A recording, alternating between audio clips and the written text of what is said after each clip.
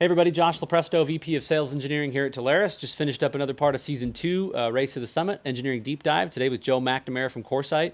Joe, for anybody that's going to go in and watch this video, just one or two things that they're going to learn that maybe didn't know about CoreSite. The key thing is the high density capabilities of our facilities, the amount of carriers that are built into our facilities, and then being able to connect to all the hyperscaler clouds, being those native on-ramps being at our locations.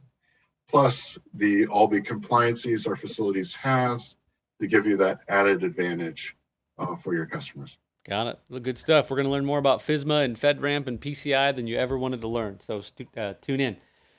Okay, partners, appreciate it. Go in and check it out.